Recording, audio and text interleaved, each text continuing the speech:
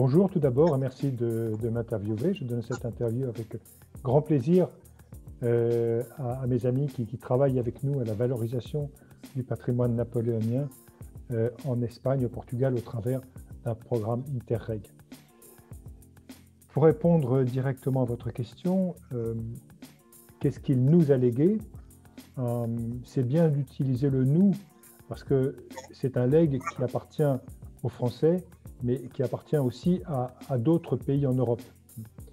Et donc, l'importance de ce legs est considérable pour nous Français, bien entendu, mais aussi je crois qu'on l'a découvert au fur et à mesure de ces dernières années pour l'ensemble des Européens. Et important aussi en termes de mémoire historique pour la construction de l'Europe. Alors, évidemment, c'est une œuvre considérable. Pour dire les choses, disons de manière très très simple, simplificatrice probablement, il y a dans Napoléon Bonaparte et Napoléon. Ce sont deux moments, c'est bien entendu la même personne, mais ce sont deux moments différents de son action politique, qui chacune ont des conséquences et des effets sur le monde contemporain un petit peu différents. Alors, bon, Bonaparte, c'est l'homme donc qui prend c'est le général de la Révolution, qui prend le pouvoir en Brumaire de l'année 99, donc le 2 décembre 99, et qui donc instaure en France le consulat. Consulat qui va durer jusqu'en 1804, donc jusqu'au 2 décembre 1804, donc ça fait 4 années de consulat qui sont des années de la République, qui sont le gouvernement en fait de la Première République française, qui a été créée donc par la Convention en 1793. Donc c'est une période extrêmement riche, essentiellement en institutions civiles, parce que pendant cette période, au fond, le gouvernement mis en place, le gouvernement consulaire mis en place, s'est fixé comme objectif de traduire dans les faits les lois qui ont été votées sous la Révolution. Pendant la Révolution, c'est une période de grands troubles politiques, de grands idéaux magnifiques, mais qui manquait un peu de réalisme et surtout qui manquait d'une administration solide pour les mettre en œuvre. Donc le premier travail du consulat et des 3 consuls va être de créer cette administration de manière à ce que les lois qui vont être votées, qui sont directement inspirées des lois de la Révolution, soient mises en œuvre. Voilà. Alors c'est un ensemble de conquêtes extrêmement importantes dans lesquelles nous avons des institutions politiques, des institutions civiles, des institutions pénales qui structurent au fond la République française. Alors parmi les plus connues et celles qui auront le plus de conséquences sur l'Europe, nous avons donc le fameux Code civil, le Code civil qui jette les bases de la famille et de l'organisation de la propriété née de la Révolution. Donc on passe d'une propriété féodale à la propriété privée, si on peut dire l'accession au pouvoir des classes bourgeoises qui marquent donc ce temps de la Révolution, par rapport aux révolutions qui interviendront plus tard, donc dans le courant du 19e et du 20e siècle, qui sont plus des révolutions dites prolétariennes. Là, ce sont donc des classes bourgeoises influencées par les idéaux de la liberté, de la concurrence, les idéaux du siècle des Lumières du XVIIIe siècle. Alors, on a donc ce corpus du Code civil très important qui va se diffuser au travers de toute l'Europe, au travers des campagnes militaires. Et j'y reviendrai tout à l'heure lorsque je parlerai de Napoléon. Et puis, il y a toute une série de réformes qui suivent, disons, le Code civil, qui sont donc l'organisation des tribunaux, des lois pénales. Il y a toute l'organisation administrative de la France, les départements, les préfectures, les conseils généraux, les préfets, les grandes institutions de l'éducation nationale, les lycées, la refonte des universités, et aussi également le Concordat. Le Concordat, c'est très important parce que, au fond, ça organise la séparation des pouvoirs entre l'État et l'Église, et les églises, devrais-je dire, parce que c'est en même temps la reconnaissance des différents cultes en France, que ce soit la religion catholique, qui est très majoritaire, la religion protestante, mais aussi le culte juif. Donc, si vous voulez, c'est une première étape, on peut dire, dans les lois de la laïcité auxquelles nous, Français, sommes très attachés et qui fondent en fait la séparation entre l'Église et l'État. Voilà. Voilà, si vous voulez, pour résumer très rapidement la carrière de Bonaparte. Alors ensuite, à partir de 1804, on passe à l'Empire, à Napoléon, qui crée des institutions impériales. Au fond, ce jeune militaire, ce jeune général des armées de la Révolution, se cherche une légitimité. C'est un coup d'État qu'il a mis au gouvernement et sa légitimité est faible. Et donc, il retrouve, pour fonder sa légitimité, les formes politiques de l'Ancien Régime et il crée une dynastie à la tête de la France. Donc, c'est l'Empire, c'est l'empereur qui est censé être suivi par la suite par son fils, son petit-fils, etc., avec des modes de transmission dynastique tout à fait classiques.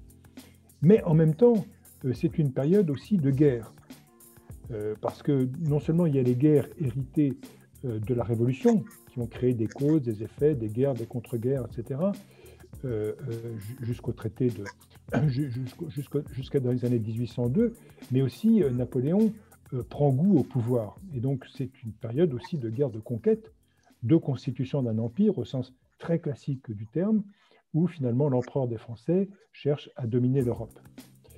Donc c'est une série de guerres très connues, avec des batailles tout à fait géniales, on peut dire, sur le plan militaire, mais qui ont eu évidemment des conséquences graves sur toute l'Europe, positives et négatives. Négatives, bien sûr, parce que ça a fait beaucoup de victimes, mais positives d'une certaine manière, parce que derrière ces armées, les institutions de la France, en fait, ont été plus ou moins copiées dans toute l'Europe. Et c'est ainsi que le Code civil se trouve mis en œuvre dans la majorité des pays d'Europe. C'est ainsi que les principautés, les monarchies sont détruites dans ces pays-là et remplacées donc par l'Empire français, on peut dire, et que toute une série de conquêtes de la Révolution, y compris la création d'universités, y compris la création d'un cadastre, y compris des équipements publics comme la création de canaux, de routes, etc., se trouvent petit à petit diffusés à l'échelle de toute l'Europe. Et donc, il y a une forme de conscience collective des Européens qui commence à naître, qui est historiquement beaucoup plus ancienne, qui remonte à l'Empire romain, on peut dire, et aussi à l'Empire de Charlemagne ou de Charles Quint. Mais il y a le sentiment d'une communauté de destin au travers de toute l'Europe, à travers donc les conquêtes napoléoniennes. Voilà, résumé en quelques mots.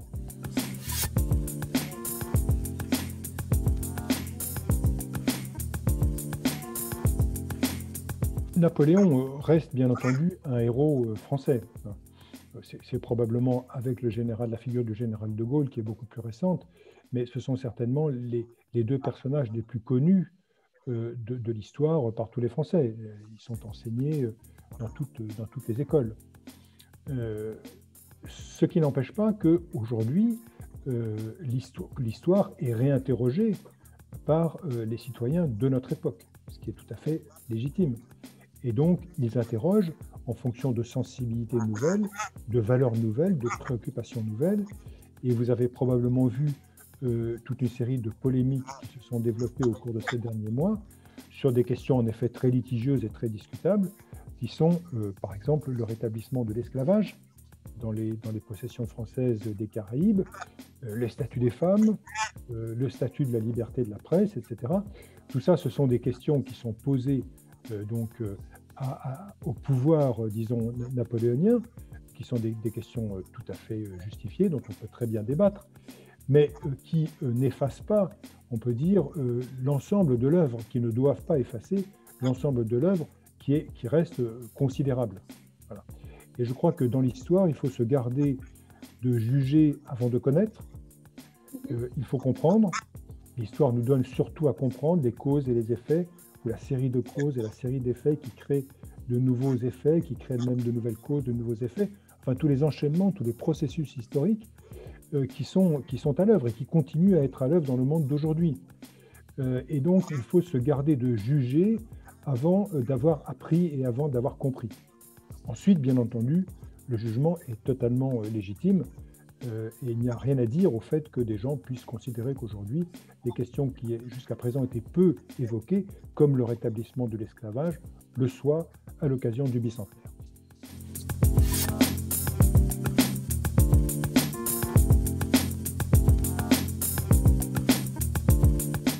Le programme Interreg, d'abord, c'est un programme européen. C'est un programme de développement régional européen. Et c'est très important à souligner parce que jusqu'à présent, Napoléon était surtout conçu comme un héros français. Et puis chacun des pays avait son propre regard sur la personnalité de Napoléon. Mais il n'y avait pas de lien fait au travers de cette œuvre. Voilà. Et l'existence de ces programmes Interreg et l'existence également de cet itinéraire culturel européen que j'ai mis en place donc, il y a maintenant une vingtaine d'années, qui s'appelle Destination Napoléon, qui rassemble l'ensemble des villes européennes, l'ensemble des cités napoléoniennes en Europe, eh bien, cela permet d'avoir une compréhension beaucoup plus globale et de la problématique, on peut dire, de cette page de l'histoire commune napoléonienne. Et donc, on n'a pas d'un côté ceux qui sont pour, ceux qui sont contre. Non, tout ça, c'est des regards croisés sur une même période. Il est absolument certain, par exemple, qu'en Espagne et au Portugal, ce fut une guerre de conquête qui s'est terminée d'ailleurs par une défaite de Napoléon. Mais en Italie, il est perçu comme l'ancêtre de la réunification italienne. En Pologne, il est perçu comme étant l'homme qui a recréé en fait de toutes pièces la nation polonaise. En Allemagne, ce sont les guerres d'Europe centrale. Même nous avons des villes anglaises dans la fédération, une ville comme Plymouth, donc pour lesquelles Napoléon a été un partenaire important dans leur histoire. Voilà. Alors, c'est à partir de là donc, que nous avons bâti ces programmes Interreg et que l'Europe a accepté de financer des projets de mise en valeur culturelle et historique. Alors, pour répondre directement à votre question, il est certain que le tourisme historique et culturel en général est un des tourismes qui se développe le plus vite dans le monde entier. Voilà. Et nous avons, nous, la conviction qu'à la faveur du Covid, si vous voulez, dans l'après-Covid, ça va se développer encore plus. Parce que finalement, c'est un tourisme relativement intégré, c'est un tourisme relativement vert, c'est un tourisme qui permet, si nous savons le mettre en œuvre, de développer des modes de transport économes en CO2, hein, la marche à pied, les deux roues, un ensemble de moyens, si vous voulez, qui évitent ces déplacements très lointains, extrêmement coûteux, extrêmement dommageables pour l'avenir de la planète. Alors, voilà ce que nous faisons en ce moment. Nous avons effectivement un programme Interreg en développement avec le Portugal et avec l'Espagne, comme nous en avons ailleurs en Europe, en particulier en Croatie, en Italie. Nous en développons également en Allemagne et nous avons des projets en Pologne. Voilà. Il est certain que ce programme portugais et espagnol, pour nous, est très important. Et si vous voulez bien, on va en dire quelques mots tout à l'heure.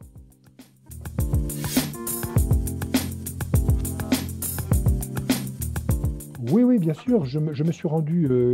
D'abord, mes collaborateurs ont été souvent sur place avec les pouvoirs publics locaux et donc Finova, qui est le maître d'œuvre de ce projet. Je me suis rendu moi-même donc à l'automne dernier donc à Busaco, près de Coimbra, où j'ai rencontré donc les partenaires portugais, les villes, les communes portugaises, membres de la fédération et d'autres. J'ai visité les sites des champs de bataille. J'ai rencontré des partenaires locaux. J'ai également rencontré les gens de la ligne de défense donc, de Torres Vedras, une ligne de défense donc, dans le sud du Portugal contre les armées napoléoniennes et qui sont engagés depuis bien longtemps dans un programme de valorisation. Programme tout à fait exemplaire parce que justement il a une dimension écologique depuis l'origine. Voilà, donc c'est tout à fait ce que nous voulons faire. C'est-à-dire qu'en fait nous voulons mettre en valeur les chemins par lesquels sont passées les différentes armées, le montrer, le mettre en œuvre, mais aussi donner la possibilité aux gens non seulement de visiter les sites, mais aussi d'y accéder par des moyens, on peut dire, propres.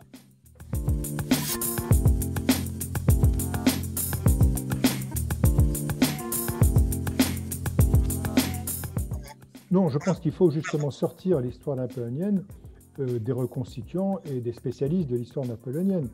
Je pense que l'idée, c'est effectivement d'organiser une offre touristique à destination du grand public. Donc tout dépend évidemment de notre capacité à développer des projets touristiques qui soient adaptés au grand public. Il est certain qu'aujourd'hui, le grand public qui n'est pas nécessairement très informé de l'histoire napoléonienne a besoin d'outils d'information qui sont des outils modernes, hein, comme par exemple des applications dédiées ou des cartes sur lesquelles on puisse suivre facilement les itinéraires, ou même des reconstitutions virtuelles avec, avec les nouvelles technologies qui le permettent. Lorsqu'on visite un site, qu'il soit napoléonien ou qu'il soit d'ailleurs d'autres pages de l'histoire, il doit être possible de montrer ce que c'était ce site, comment il était à l'époque, comment on vivait à l'époque, et donc donner une sorte de vie à l'histoire. Et je crois qu'à partir du moment où on donne de la vie à l'histoire, ça peut très bien concerner le grand public.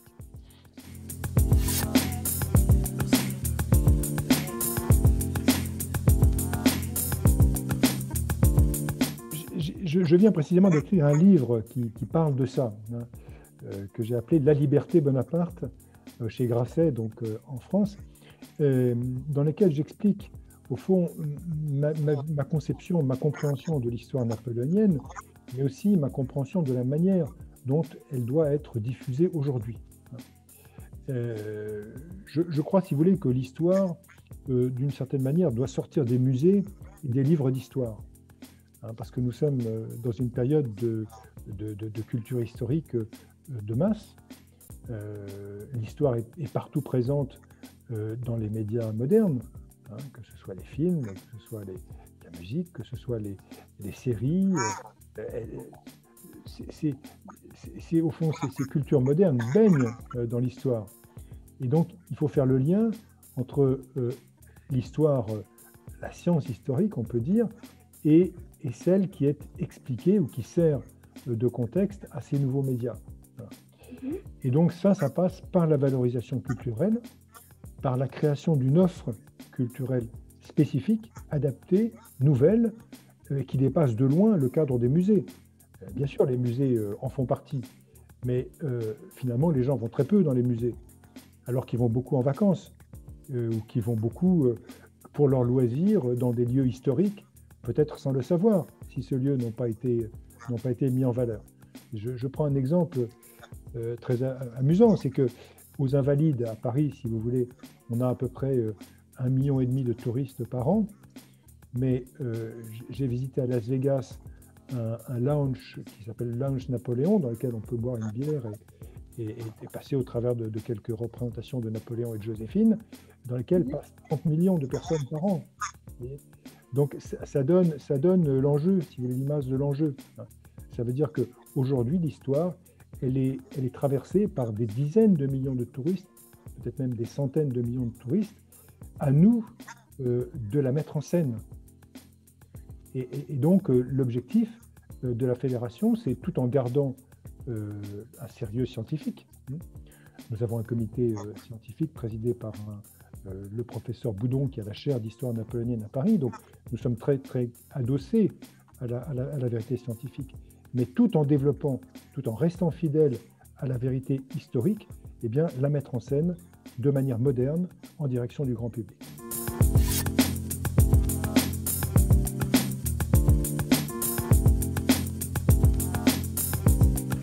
L'itinéraire culturel donc, du Conseil de l'Europe, à laquelle nous nous rattachons, à laquelle nous avons donné comme nom Destination Napoléon, et le projet donc Napoctet, c'est-à-dire ce projet interreg dont nous parlons entre l'Espagne et le Portugal, est un maillon, en quelque sorte, de cet itinéraire culturel qui traverse toute l'Europe. Eh bien, je pense que c'est très important pour deux raisons. La première, c'est en effet de créer une offre qui couvre, disons, l'ensemble de la carrière de Napoléon. Et donc, cette carrière, elle se déroule sur tous les pays d'Europe.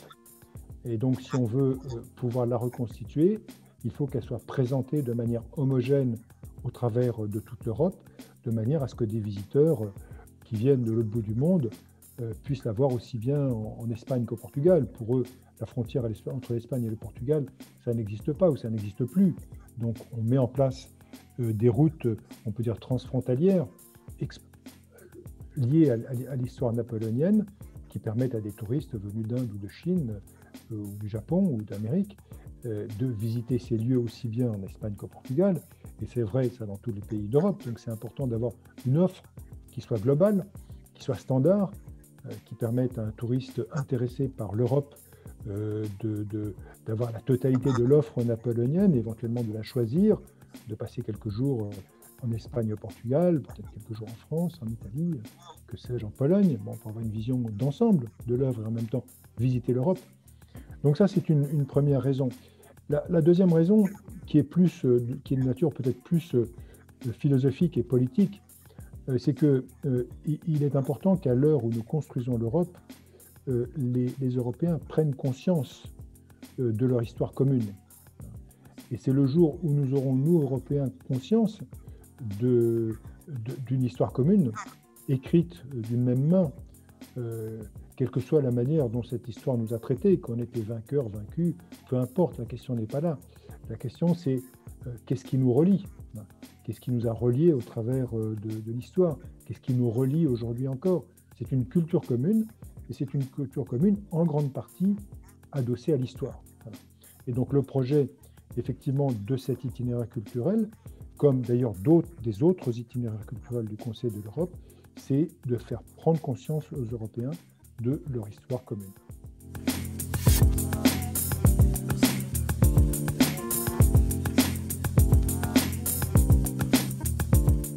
Nous avons donc fait plusieurs choses. D'abord, nous profitons effectivement de cet anniversaire pour nous faire mieux connaître, hein, pour dévoiler en quelque sorte Destination Napoléon au grand public.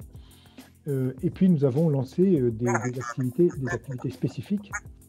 Nous avons labellisé une centaine de manifestations donc, au travers de l'Europe, dans chacune de nos villes, qui peuvent être des petites manifestations, mais aussi des choses beaucoup plus importantes, qui peuvent avoir lieu autour de musées, autour d'écoles, autour de maisons d'édition, autour de reconstitutions.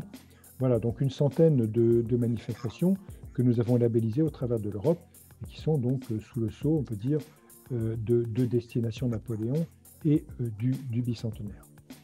D'autre part, nous organisons donc la semaine prochaine, donc chaque jour de la semaine prochaine, une semaine Napoléon par le webinar, où nous allons rencontrer donc le grand public pour expliquer un certain nombre de sujets importants. Par exemple, nous allons évoquer la question des reconstitutions, du rôle des reconstitutions dans l'histoire napoléonienne. Nous allons parler d'une conception moderne des musées, puisqu'il y a beaucoup de musées ici en Europe qui ont au moins un département napoléonien quand ils ne sont pas entièrement consacrés à Napoléon. Donc nous essayons de coordonner l'activité de ces musées. Nous cherchons également à les inciter à se moderniser, à avoir des outils d'accès plus modernes. Voilà. Et nous allons également avoir des dialogues avec un certain nombre d'intellectuels sur le rôle de l'histoire dans la citoyenneté européenne, hein, c'est-à-dire comment cette histoire commune contribue à la citoyenneté européenne, à la prise de conscience de la citoyenneté européenne et à la démocratie. Et nous avons également des débats sur Napoléon à proximité de chez vous, hein, puisque nous sommes tous malheureusement dans cette période de Covid, qu'il n'est pas possible de faire des grands voyages, mais beaucoup vivent à côté, sans le savoir, à côté de sites qui sont plus ou moins marqués par l'histoire napoléonienne. Voilà. Donc nous allons développer, si vous voulez, une série de thèmes de débat avec le grand public.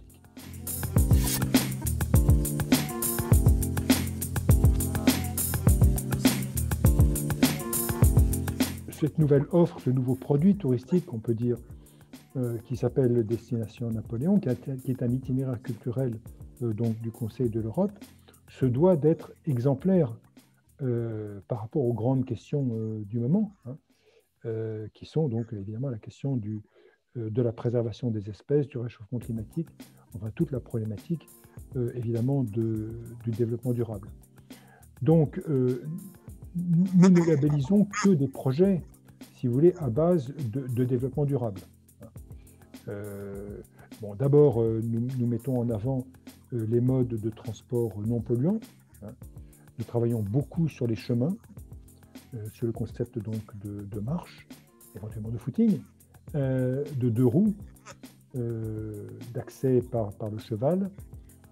Voilà, donc déjà nous travaillons beaucoup sur la problématique des méthodes de transport et de déplacement doux. Voilà.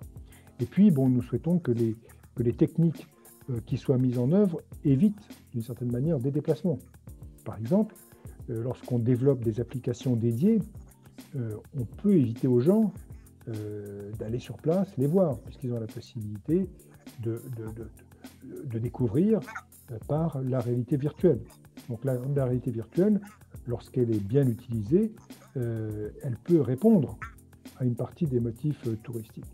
Ce qui ne veut pas dire que les gens vont s'abstenir d'aller visiter sur place. Mais il y a toute une partie des motivations, si vous voulez, qui créent des déplacements à longue distance, qui sont en fait transférés sur les techniques modernes de communication et de tourisme. Et donc les gens vont sur place en ayant choisi,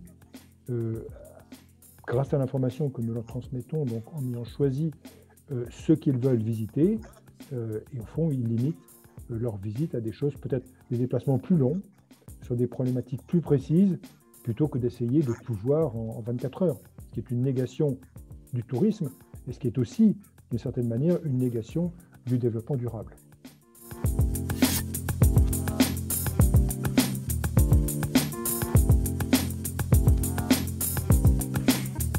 C'est un livre, en effet, que j'ai publié pour le bicentenaire, et qui est une forme qui est en même temps l'histoire d'un cheminement, hein, qui est mon cheminement personnel d'homme, hein, voilà, au contact d'un héritage historique tout à fait important. Voilà. Comment fait-on pour laisser la place à l'humain, à l'être humain, dans cette histoire. Voilà. Donc j'ai été amené à faire une espèce de bilan, finalement, une sorte d'inventaire de cet héritage, d'accepter un certain nombre de choses, de moins accepter d'autres, d'en refuser d'autres, de manière à me sentir libre, au fond, comme je l'incite à l'être tous les citoyens d'Europe vis-à-vis de leur histoire.